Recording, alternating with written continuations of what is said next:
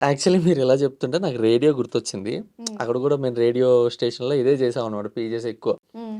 ఏమైందంటే నేను అప్పుడే నిద్ర లేచి వేరే డబ్బింగ్ ఉంది అంటే మాకు ప్రమోషనల్ డబ్బింగ్ ఉందంటే నేను నిద్ర లేచి ఒక ఫేస్ వాష్ చేసుకొని నేను వచ్చేస్తా ఉన్నా. హ్మ్. కార్ ఎక్కిన తర్వాత కాలొచ్చింది. హ్మ్.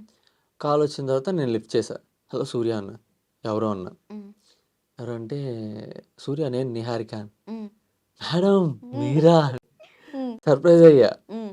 సర్ప్రైజ్ అయ్యి చెప్పండి మేడం ఏంటి మేడం అంటే, హ్మ్. కాదు సూర్య ఇలాగా నేను సెన్సార్ బోర్డ్‌లో ఉన్నాను. హ్మ్.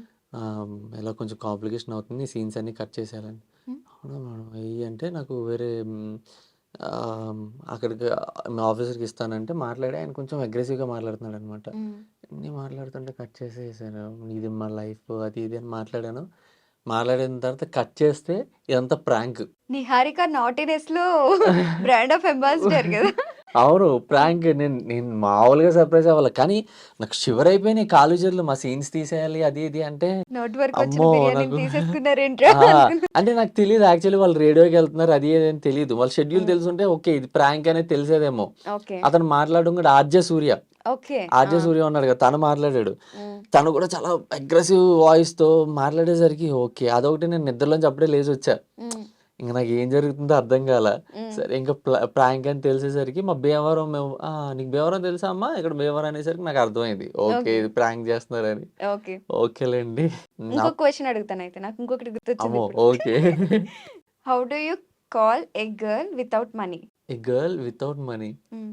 దీన్ని పీజేస్ అంటారు గదా! పూర్ జోక్స్ అంటున్నారు ఈ మధ్యన. ఏదోకటి. Girl without money. హ్మ్. మీరు దాంట్లో చాలా టాలెంటెడ్ అనుకుంటా. లేదు ఈ మధ్య నేర్చుకున్నాను. అవునా? నేను నేర్చుకోవాలయితే. చెప్పేయాలా? యూ చెప్పండి. Won't call her. అది మనీ లేదు కదా! కాల్ చేయరింక. ఓకే.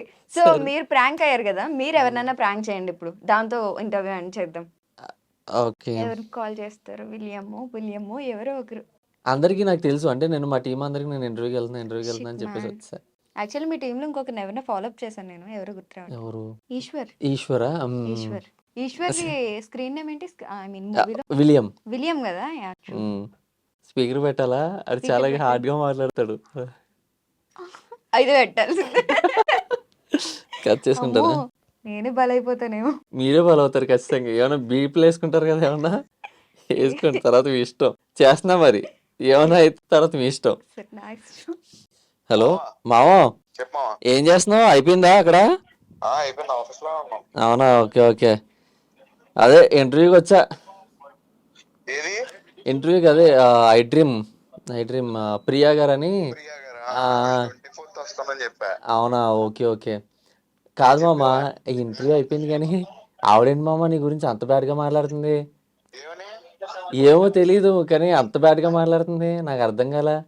ఏం అసలు ఉంటది మా పరిచయం లేదు కూడా ఆవిడ. అవునా? ఆ, యాహ్! చాలా హార్డ్‌గా మాట్లాడింది. నాకు మరి హ్మ్. అంటే సరిగ్గా రిప్లై ఇవ్వలేదని ఏమన్నా అనుకున్నారేమో మరి అవునులే. అనుకుంటారేమో. హ్మ్. తెలుసుగా ఇన్స్టాగ్రామ్ అంత గోల గోల వాట్సాప్ అవునులే. నీకు ఈ మధ్యన తెగొచ్చేస్తున్నాయి. మెసేజ్ చేస్తారు ఏమన్నా రిప్లై ఇవ్వలేదని ఫీల్ అయ్యారేమో. నిన్న హ్మ్. కూడా మెసేజ్ పెట్టాను ఆవిడకి అంటే ఇలా టూర్ నిన్న వెళ్ళిపోదాం అనుకున్నాం మనం. అవునవునవును. యాక్చువల్లీ చెప్పాను. నేను అదే చెప్పా. కానీ ఈరోజు ఖాళీ దొరికింది కదా అని ఈరోజు పెట్టేసుకున్నా నేను. సూపర్. హ్మ్. అదే మరి ఎందుకు అంత హార్డ్‌గా మాట్లాడుతుంది? నాకు అయ్యబాబోయ్! నేను వినేసరికి నాకు కోపమొచ్చేసింది. మావోడి గురించి ఇలా మాట్లాడుతుంది అనేసరికి. సేదా తీసుకెళ్ళి నెత్తిమే పగలదు ఊగుతావు సంగతి తర్వాత చూసుకోపో. హలో వాహ్! ఆ, ఏమన్నారు? అయ్యో ప్రైజ్ ద లార్డ్.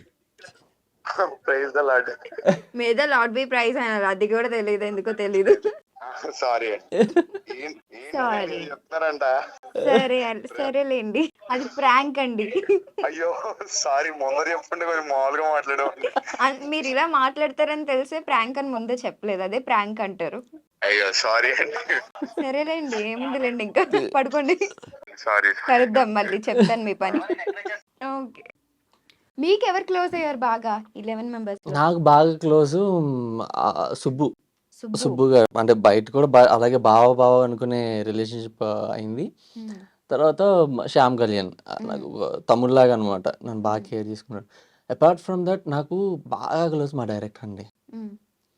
ఎందుకంటే నేను చాలా ఇంటర్వ్యూస్లో నాకు టైం దొరకట్లేదు కానీ చెప్పడానికి, అంటే అందరి గురించి మాట్లాడుతున్నాం కానీ నా థిక్ అండ్ థిన్ మూమెంట్స్లో ప్రతి మూమెంట్లో ఆయన ఉన్నారు. నాకు 2020 డిసెంబర్లో పరిచయం అయ్యారు మధురానగర్ టిఫిన్ సెంటర్ దగ్గర. ఆ రోజు నుంచి ఈ రోజు వరకు మా రిలేషన్షిప్ పెరుగుతూ వచ్చింది. నా ప్రతి కష్టంలోనే ఆయన ఉన్నారు, ప్రతి సుఖంలోనే. ఈరోజు ఈ స్టేజ్లో మీ ముందు ఉన్నాను కానీ, లేకపోతే ఈరోజు చిరంజీవి గారిని కలవడానికి కానీ, రేపు ఈరోజు నాకు ఇంత గుర్తింపు కమిటీ కుర్రల ద్వారా ఇంత గుర్తింపు వచ్చిందంటే అది ఆయన వల్లే. దగ్గరుండి సూర్యకు బాగుంటావు, నీకు మంచి పేరు వస్తుంది అని చెప్పి నేను కథని నమ్మాను, ఆయన నన్ను నమ్మారు. ఓకే. అంత బాగా చూసుకున్నారు, ఈరోజు ఇక్కడ దాకా నిలబడ్డారు. నేను చాలా రుణపడిపోయి ఉన్నాను. నేను నాకు యదువంశీ గారికి కానీ, అంటే డార్లింగ్ డార్లింగ్ అని పిలుస్తూ ఉంటాను యాజ్ అ రెస్పెక్ట్ మనకి బయట డైరెక్టర్ గారు. సో నిహారిక గారికి, యదువంశీ గారికి మాత్రం రుణపడిపోయి ఉన్నాను నేను లైఫ్ లాంగ్. నేను చెప్పా, మా ఫ్రేమ్ కట్టించుకుంటా డార్లింగ్, నీది నిహారిక గారిది, మా ఇంట్లో అలా కళ్ళ ముందు ఉండాలి. నేను చిరంజీవి గారు ఇచ్చిన ఆటోగ్రాఫ్ కూడా ఫ్రేమ్ కట్టించుకుంటా. సో చాలా అంటే ఒక ఇమోషనల్ కనెక్షన్ అనమాట ఇద్దరికి, చాలా డీప్ కనెక్షన్. ఒక బ్రదర్ లాగే అయిపోయాడు. బ్రదర్గా మోర్ దెన్ ఏ ఫ్రెండ్, అంటే ఇంకేమైనా బాండింగ్ ఉంటే అది పెట్టుకోవచ్చు, అంత కేరింగ్. ఓకే. సో మూవీలో మంచి ఫేమ్ వచ్చింది కదా, తర్వాత ఫ్యూచర్ ప్రాజెక్ట్స్ ఏమన్నా లాక్ అయ్యాయా, ఏమైనా స్టోరీస్ వచ్చాయా మళ్ళీ? అంటే డిస్కషన్స్ అవుతున్నాయండి.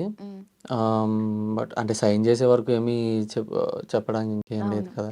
బట్ కానీ చాలా మంచి ప్రాజెక్ట్స్ ఉన్నాయి. మా వంశీ గారే ఇంకోటి ప్రాజెక్ట్ రెడీ చేపిస్తున్నారు, అంటే ఆయన స్క్రీన్ ప్లే ఇవ్వడానికి. మరి ఎంతవరకు అవుతుందో తెలియదు. వేరే స్టోరీ ఒకటి ఉంది, ఆయన త్రూ నుంచి నెక్స్ట్ ఇంకో స్టెప్కి ఎక్కించడానికి. అంటే ఈ సినిమా వరకు మనల్ని ఎంతవరకు పుష్ చేయగలిగారో అంత పుష్ చేశారు. దీని తర్వాత నుంచి ఎలా పుష్ చేయాలో ఆయనకి కొన్ని ప్లానింగ్స్ ఉన్నాయి. సో నాకు కొన్ని ప్లానింగ్స్ ఉన్నాయి, అవి చూద్దాం.